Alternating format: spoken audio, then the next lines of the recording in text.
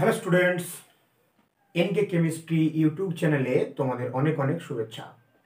আজ আমরা ক্লাস 10-এর গ্যাসের ধর্ম অধ্যায়ের বা গ্যাসের আচরণ যে অধ্যায়টি তোমাদের রয়েছে দ্বিতীয় অধ্যায়, সেই অধ্যায়ের আগের ভিডিওগুলোতে আমরা চার্লসের সূত্র, বয়েলের সূত্র নিয়ে আলোচনা করেছি। আজকে আমরা আলোচনা করব অ্যাভোগাড্রো সূত্র এবং এর সঙ্গে সঙ্গে আমরা আলোচনা করব আদর্শ গ্যাসের সমীকরণ কিভাবে প্রতিষ্ঠা করতে হয়, বা চার্লস, বয়েলস এবং অ্যাভোগাড্রো সূত্রের সমন্বয়, আদর্শ গ্যাস ধ্রুবক এবং সেখান থেকে কি কি ধরনের অঙ্ক পড়বে সেগুলো নিয়ে আলোচনা করব। চলো দেখে নেওয়া যাক। অ্যাভোগাড্রো সূত্র। অ্যাভোগাড্রো সূত্র কি বলছে? যে স্থির চাপ ও উষ্ণতায় কোনো গ্যাসের যদি চাপ স্থির থাকে এবং উষ্ণতা স্থির থাকে, স্থির চাপ ও উষ্ণতায় কোনো গ্যাসের আয়তন গ্যাসটির মোল সংখ্যার সাথে সমানুপাতিক হবে। অর্থাৎ গ্যাসের যত মোল সংখ্যা যত বেশি হবে, গ্যাসটির আয়তন তত বেশি হবে। তাহলে আমরা এখানে এটা লিখতে পারি যে ভি প্রপোর্শনাল টু এন, সমানুপাতিক সম্পর্ক। অর্থাৎ কোনো একটা পাত্রে যত মোল গ্যাস থাকবে যত বেশি মোল সংখ্যক বিশিষ্ট গ্যাস থাকবে, গ্যাসের আয়তন তত বেশি হবে। অর্থাৎ সরাসরি সমানুপাতিক কার সাথে? গ্যাসের আয়তন তার মোল সংখ্যার সাথে সমানুপাতিক। তাহলে আমরা এখানে সমানুপাতিক চিহ্নটা তুলে দিলে আমরা লিখব ভি সমান কে ইন্টু এন, এবং এখান থেকে আমরা একটা লেখচিত্র করতে পারি। লেখচিত্রটা হলো আয়তন, গ্যাসের আয়তন ভার্সেস মোল সংখ্যা। আয়তন ভার্সেস মোল সংখ্যা যদি বনাম আয়তন বনাম মোল সংখ্যার লেখচিত্র যদি আমরা করি, তাহলে যদি আমরা এক্স অক্ষ বরাবর মোল সংখ্যা ব্যবহার করি এবং ওয়াই অক্ষ বরাবর যদি আয়তন ব্যবহার করি, তাহলে মূল বিন্দুগামী আমরা লেখচিত্র পাবো। বোঝা গেল? এবং অ্যাভোগাড্রো সূত্রের দুটি অনুসিদ্ধান্ত ছিল এবং এখান থেকে মাধ্যমিক পরীক্ষায় দুটি প্রশ্নও পড়ে। এবং অনুসিদ্ধান্তটি কি ছিল? অনুসিদ্ধান্তটি ছিল যে গ্যাসের আণবিক ভর, তাহলে অনুসিদ্ধান্ত, অ্যাভোগাড্রো সূত্রের অনুসিদ্ধান্ত, এবং এটা ভেরি এখান থেকে আমরা অঙ্কে আসবো। অনুসিদ্ধান্ত, আণবিক ভর, গ্যাসের আণবিক ভর সমান 2 ইন্টু গ্যাসের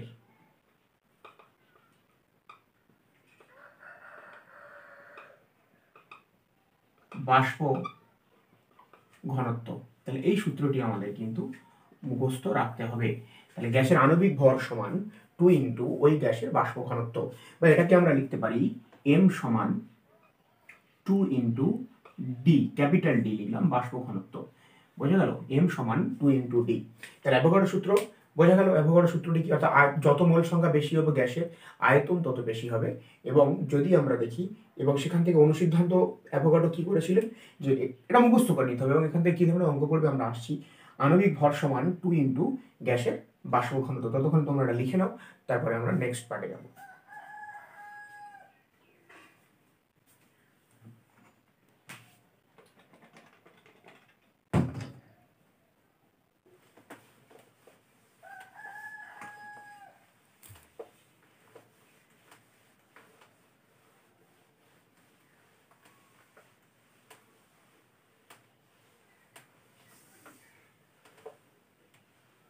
তাহলে এরকম কোশ্চেন করতে পারে যে কোনো গ্যাসের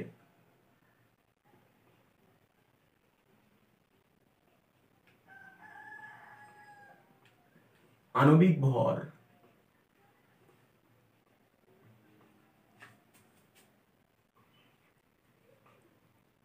16 হলে গ্যাসটির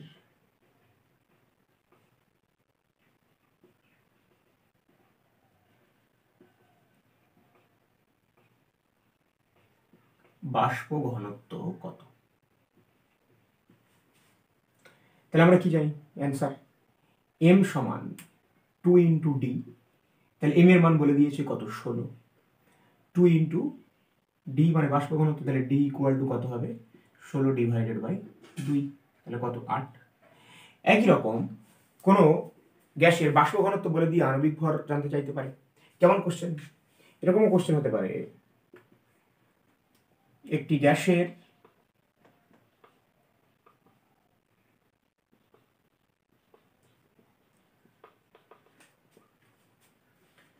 বাষ্প ঘনত্ব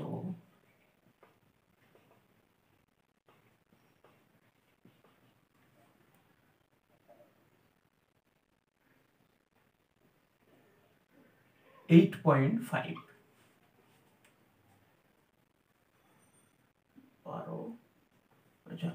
16 বাষ্প ঘনত্ব 16। তাহলে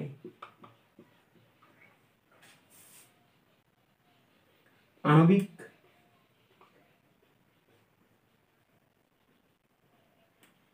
ভর কত, এবং বলতে পারে গ্যাসটি কি। তাহলে আমরা কি জানি, এম সমান কত, 2 ইন্টু ডি।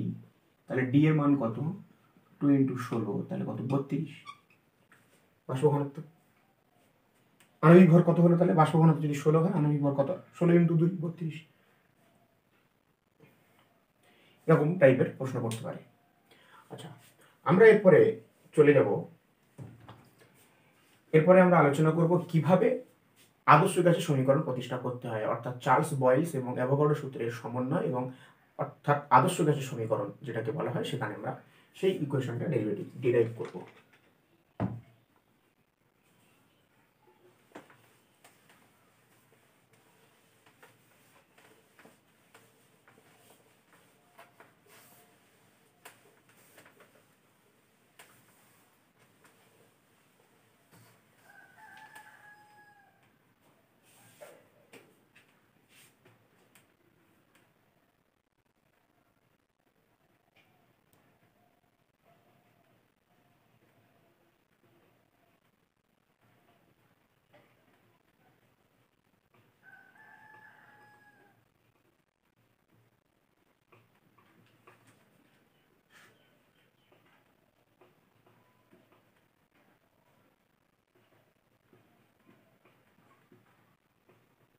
আদর্শ গ্যাসের সমীকরণ অথবা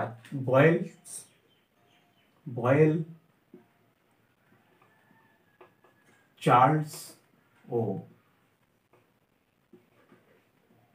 অ্যাভোগাড্রো সূত্রের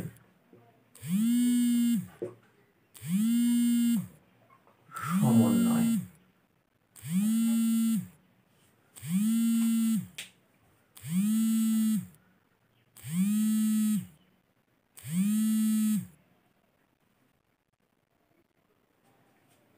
তাহলে এইভাবেও কোশ্চেন করতে পারে যে আদর্শ গ্যাসের সমীকরণটি প্রতিষ্ঠা করো, অথবা চার্লস বয়েলস এবং বা বয়েল চার্লস অ্যাভোগাড্রো সূত্রের সমন্বয় করো। তাহলে আমরা বয়েলের সূত্র থেকে আমরা কি, যদি এরকম বলে তাহলে আমরা কি লিখব, তাহলে এই বয়েলের সূত্র থেকে আমরা কি জেনেছি, বয়েলের সূত্র অনুযায়ী, বয়েলের সূত্র থেকে আমরা কি পেয়েছি, বয়েলের সূত্র থেকে পি প্রপোর্শনাল টু, বা আমরা এটাকে ভি প্রপোর্শনাল টু 1/p, যেখানে টি ধ্রুবক, উষ্ণতা ধ্রুবক থাকে, আর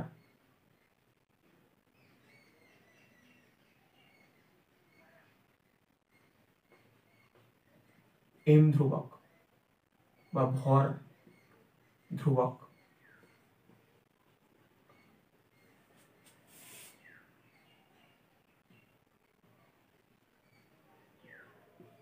চার্লসের সূত্র থেকে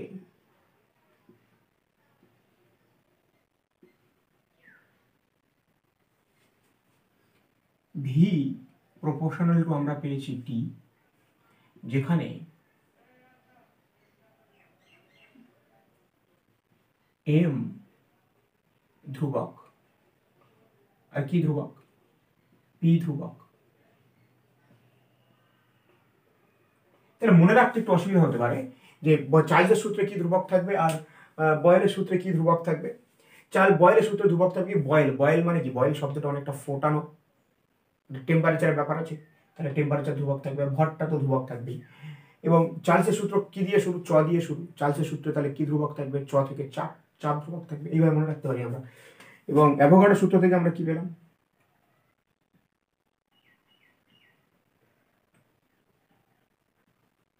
অ্যাভোগাড্রোর সূত্র থেকে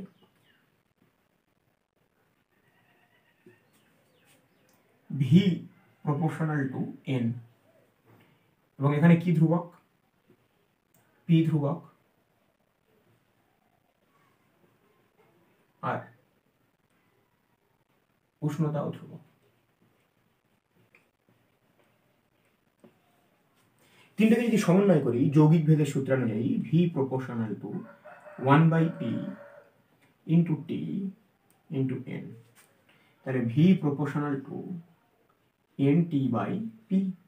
এবার সমানুপাতিক চিহ্ন যদি তুলে দিই আমরা কি পাবো? ভি সমান K into N into T by P, বা আমরা এটাকে লিখতে পারি P V equal to N K into T. এই কে জায়গায় আমরা কি ব্যবহার করলাম? যে ধ্রুবকটি ব্যবহার করলাম তার নাম হলো আর। কে না লিখে আমরা ধ্রুবকটাকে আর দিয়ে প্রকাশ করলাম, তাহলে পিভি ইকুয়াল টু, আমরা নই বিজ্ঞানী ইকুয়াল টু এন আর টি। এই সমীকরণটাকে কি বলা হচ্ছে? এটা মুখস্থ রাখতে হবে। এই সমীকরণটাকে কি বলা হচ্ছে? এই সমীকরণটাকে বলা হচ্ছে আদর্শ গ্যাসের সমীকরণ বা চার্লস বয়েলস এবং অ্যাভোগাড্রো সূত্রের সমন্বয়, PV equal to N R টি। ঠিক আছে?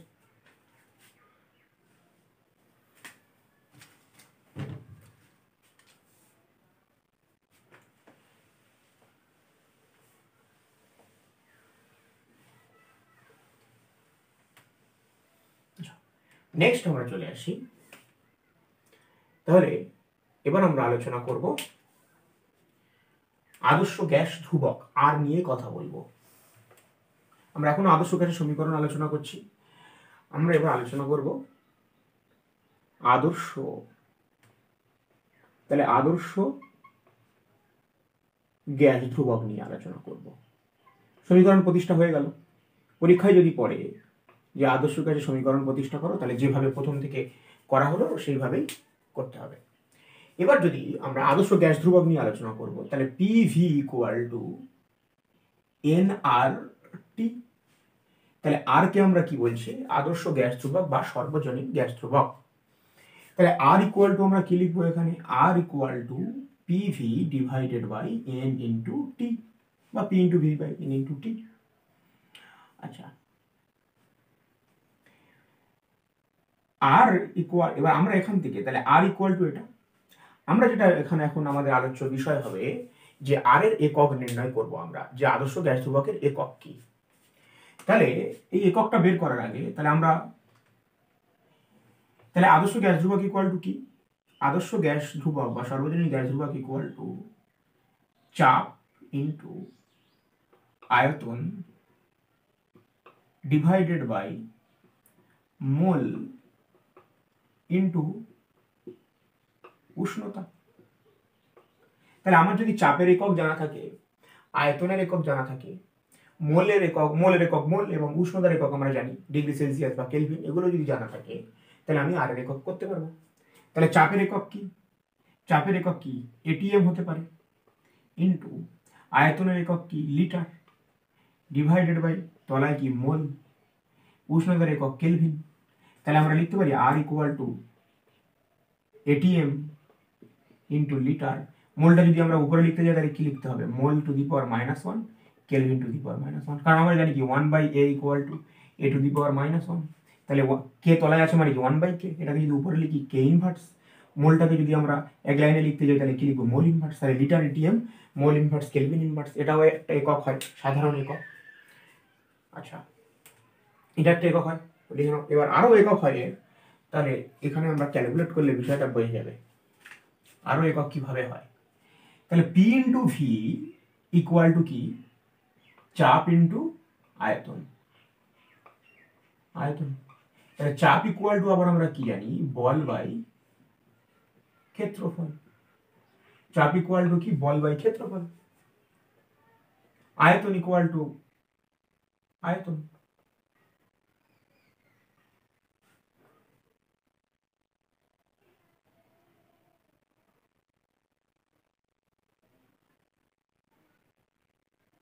আচ্ছা, এখানে আমরা এক কাজ করি, বল ইন্টু আয়তন, তাহলে বল, তাহলে আমরা আয়তন ইকুয়াল টু আমরা কি জানি, বল মানে আবার কি আমরা জানি, বল সমান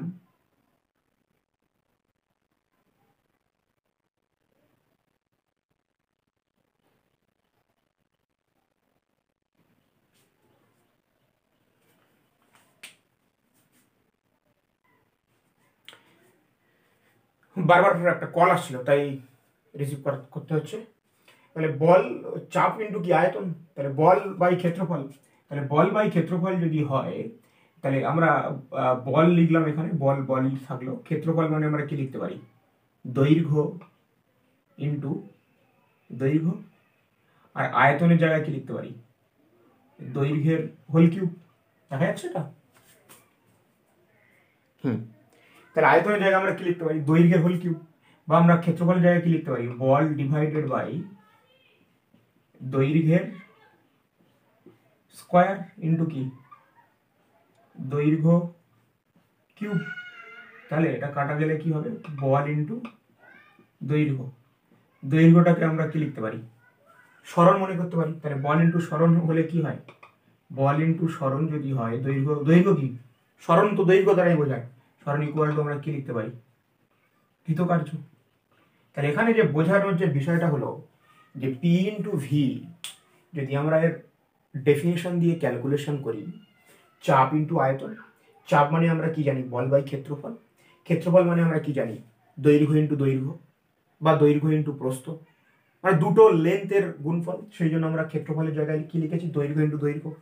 আয়তন ইকুয়াল টু কি, দৈর্ঘ্য ইন্টু প্রস্থ ইন্টু উচ্চতা, বা আমরা লিখতে পারি কি তিনটেই দৈর্ঘ্যের মানে তিনটে লেন্থ, তিনটে দৈর্ঘ্যেরই গুণফল, সেই জন্য আয়তনের জায়গায় আমরা কি দৈর্ঘ্যের কিউব লিখেছি।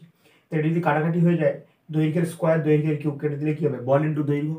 দৈর্ঘ্যের জায়গায় আমরা সরণ লিখেছি, কেন লিখেছি, কারণ দৈর্ঘ্যটা কি সরণ হতে পারে, সরণ একটা এক জায়গা থেকে আরেক জায়গায় যে সরে যাওয়া, অর্থাৎ একটা দৈর্ঘ্যই বোঝায়। তাহলে বল ইন্টু সরণ মানে কি, কৃতকার্য। তার মানে এটাই বোঝানো হচ্ছে যে পিভি চাপ ইন্টু আয়তনের জায়গায় আমরা কি লিখতে পারি, কৃতকার্য লিখতে পারি। অর্থাৎ আমরা এখানে চলে আসি, এটা কেউ মনে রাখতে পারো বা নাও রাখতে পারো। তাহলে এই এককটা তো হলো, নিশ্চয়ই লিখে নিয়েছো। আচ্ছা, চাপ ইন্টু আয়তনকে আমরা এইভাবে লিখতে পারি, চাপ ইন্টু আয়তন এটাকে আমরা কি লিখতে পারি, কৃতকার্য। চাপ ইন্টু আয়তনকে তাহলে আমরা কি বলবো, কৃতকার্য ডিভাইডেড বাই মোল ইন্টু উষ্ণতা। তাহলে কৃতকার্যের একক তাহলে কি হয়, এসআই পদ্ধতিতে কি জুল, তাহলে জুল তলায় মোল কেলভিন, তাহলে কি জুল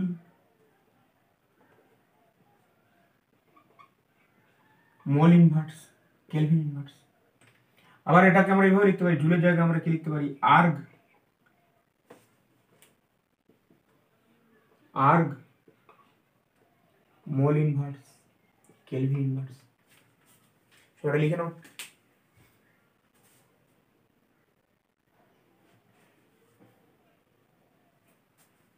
বা কার্যর একক আরো কি হয়, ক্যালোরি হয়, তাহলে আমরা এখানে কি লিখতে পারি, ক্যালোরিও লিখতে পারি, ক্যালোরি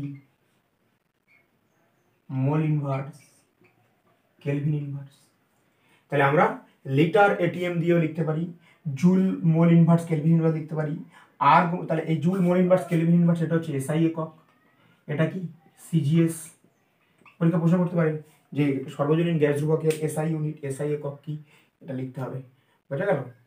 ঠিক আছে, ভিডিও লেন্দি হয়ে যাচ্ছে তাই আমরা এবার প্রশ্নগুলো টুকবো, আগে টুকে নেবো, তারপরে সেই প্রশ্নের উত্তর আমরা করব।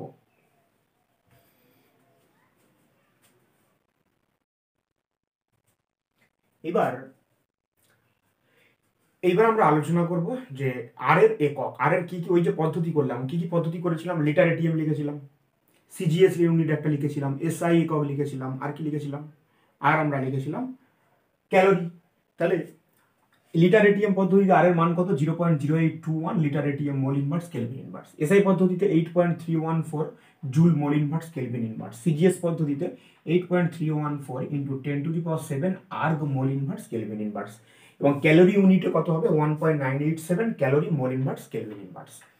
এবার এখান থেকে যে একটা ইম্পর্টেন্ট টপিক আছে যে আর এর মাত্রা নির্ণয় আমরা করতে পারি, আর এর মাত্রা নির্ণয়। ঠিক আছে, এটা তাহলে মুছে দিই, এই মানগুলো মুখস্থ রাখা জরুরি। আচ্ছা, আর এর মাত্রা অর্থাৎ সর্বজনীন গ্যাস ধ্রুবকের মাত্রা, আর এর মাত্রা নির্ণয়। আমরা আর এর মাত্রা কিভাবে নির্ণয় করব? তাহলে আর ইকুয়াল টু কি? PV by N into T. তাহলে চাপ সমান তাহলে আমরা কি জানি? বল বাই ক্ষেত্রফল, যেটা লিখেছিলাম একটু আগে, ক্ষেত্রফল ইন্টু ভি মানে কি? আয়তন, তলায় কি? মোল ইন্টু উষ্ণতা। বলের একক কি? বলের একক, বলের মাত্রা। বল ইকুয়াল টু আমরা কি জানি? বল সমান আমরা কি জানি? নিউটনের গতিসূত্র থেকে আমরা কি জানি? P equal to M into F. ভর ইন্টু ত্বরণ, ভরের মাত্রা কি? এম। ত্বরণ কি? বেগ বৃদ্ধি বাই সময়। তাহলে তলার উপরে কি লিখছি? বেগ। বেগ মানে আবার কি জানি আমরা? তাহলে সরণ বাই সময় ডিভাইডেড বাই সময়। তাহলে M into L divided by T into T. তাহলে এম এল টি, তাহলে এটা চলে যাবে T square, M L T to the power -2। তাহলে বলের মাত্রা কি? M L T to the power -2। তাহলে এখানে কি বসলাম আমরা? M L T to the power -2 divided by L square ক্ষেত্রফল, আয়তনের মাত্রা L cube divided by mole, উষ্ণতাকে আমরা থিটা দিয়ে প্রকাশ করি।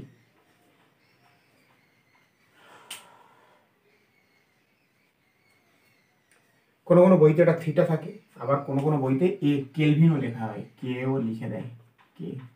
তাহলে আমরা কি লিখব? এল এল, তাহলে M L square T to the power -2 mole inverse kelvin inverse. এটা হচ্ছে কি? আর এর মাত্রা। কেলভিনের জায়গায় কোথাও কোথাও এটাও থাকতে পারে, M L square T to the power -2 mole inverse theta inverse, এটাও থাকতে পারে। কি গরম!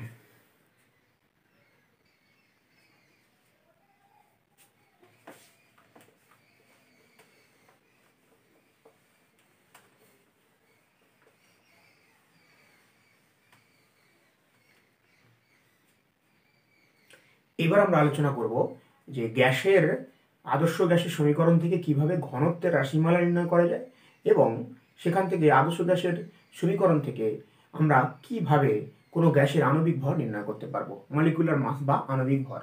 তাহলে আমরা দেখে নিই আণবিক ভর। তাহলে এখন পয়েন্ট কি হবে? আণবিক ভর নির্ণয়।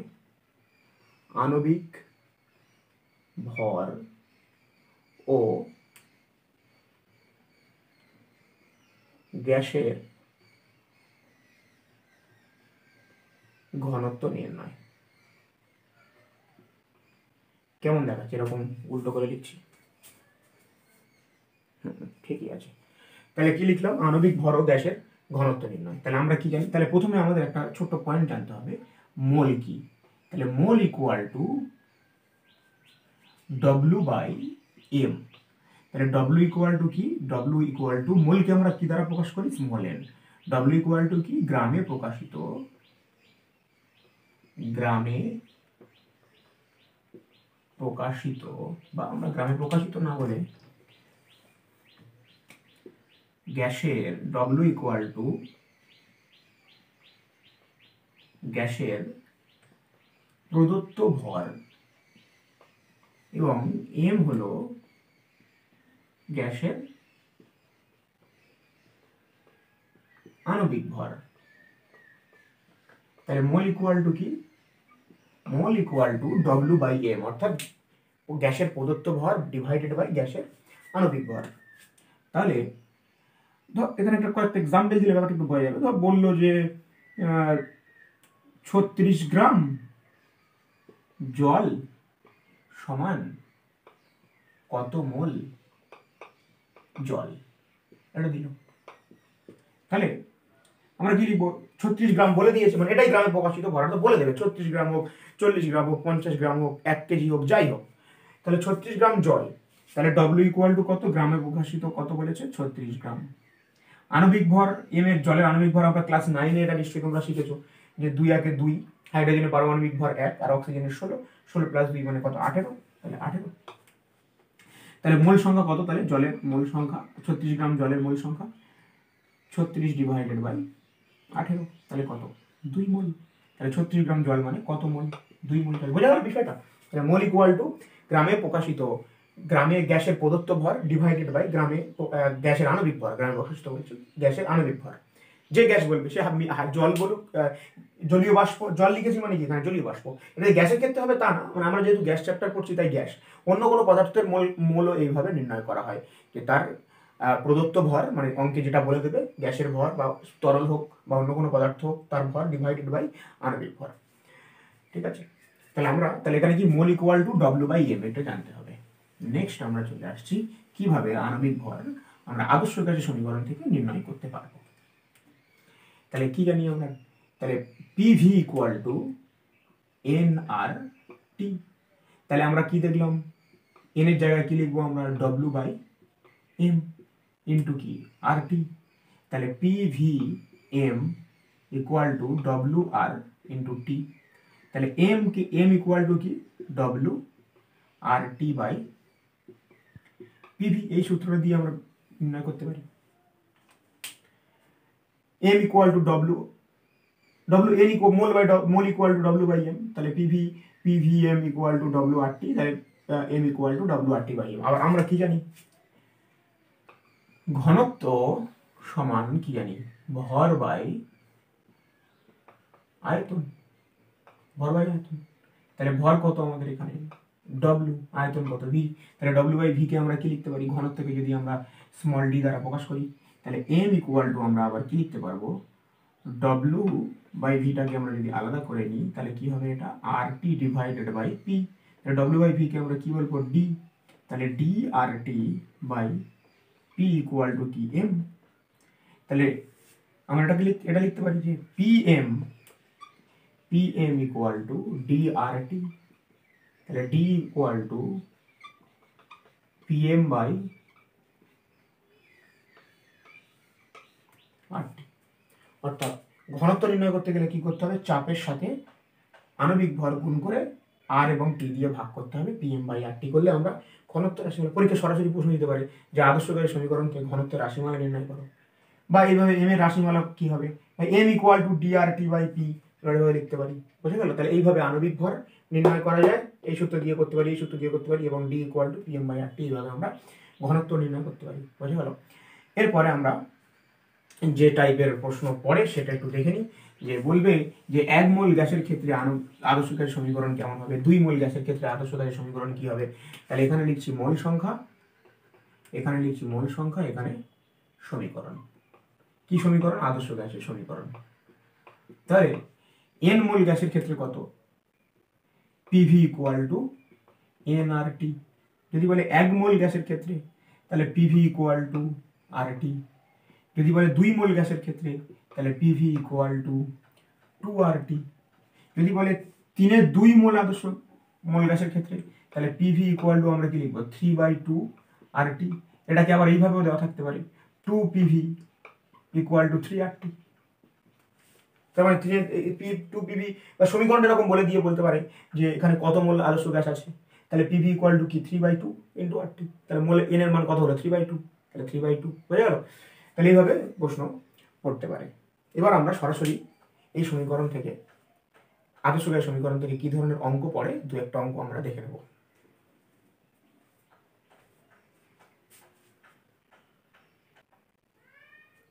তাহলে এখানে কি দিয়েছে, যে এনটিপিতে, এনটিপি মানে নর্মাল টেম্পারেচার প্রেসার, কোনো গ্যাসের আয়তন 5 লিটার হলে গ্যাসটির মোল সংখ্যা কত। তাহলে আমরা কি জানি, PV equal to N R টি। এখানে এন এর মান চেয়েছে, তাহলে এন ইকুয়াল টু কি হবে, পিভি বাই আর টি।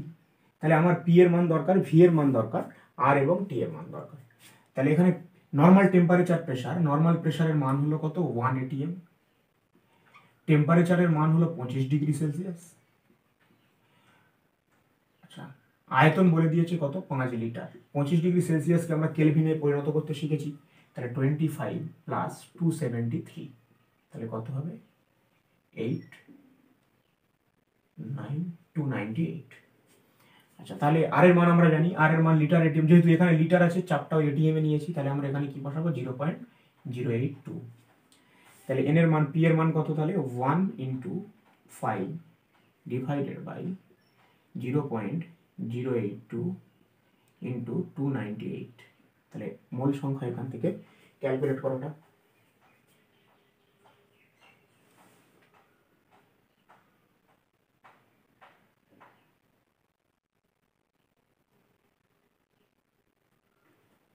এটা ক্যালকুলেট করলে হবে 0.2406 মোল। তাহলে এই টাইপের অঙ্ক, মোল সংখ্যা এইভাবে নির্ণয় করতে দিতে পারে। এছাড়াও আরো এক ধরনের অঙ্ক আমরা দেখব।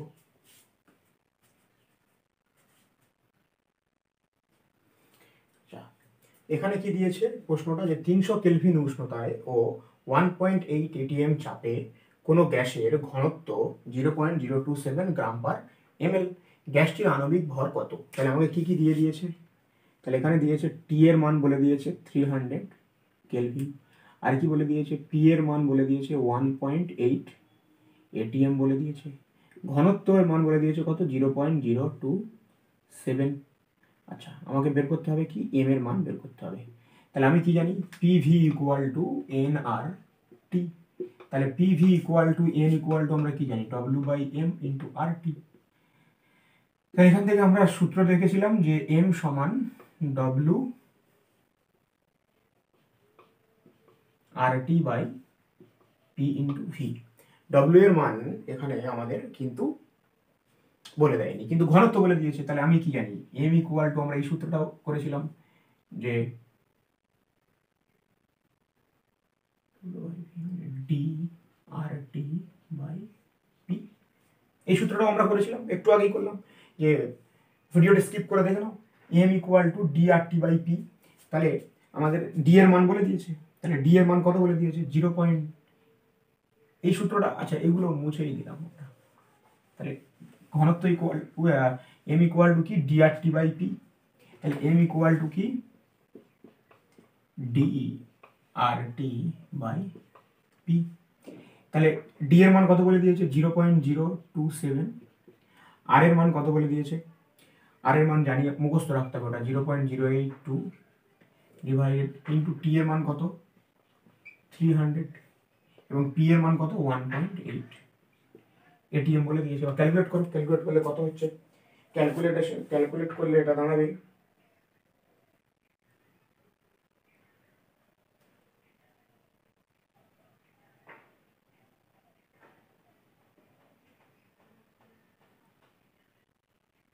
369। কত দাঁড়াবে, ক্যালকুলেট করলে এটা হবে, ক্যালকুলেট করলাম 369 গ্রাম পার মোল, আণবিক রেখা হচ্ছে গ্রাম পার মোল। তাহলে বোঝা গেল। তাহলে এই টাইপের অঙ্ক কিন্তু, এই টাইপের অঙ্ক আদর্শ গ্যাসের সমীকরণ থেকে এই ধরনের অঙ্ক করতে পারে। তাহলে আমরা এর মলিকুলার মাস ঘনত্ব বলে দিয়ে জানতে চাইতে পারে, অথবা একটা ডব্লিউ এর মান বলে দিল, ডব্লিউ এর মান বলে দিতে পারে এবং ভি এর মানও বলে দিতে পারে। সেখান থেকে ডব্লিউ আর ভি এর মান বলে দিয়ে, ঘনত্ব না বলে, কারণ ঘনত্ব ইকুয়াল টু আমরা জানি W/V, তাহলে ডব্লিউ আর ভি এর মান বলে দিয়ে এইভাবে অঙ্ক দিতে পারে।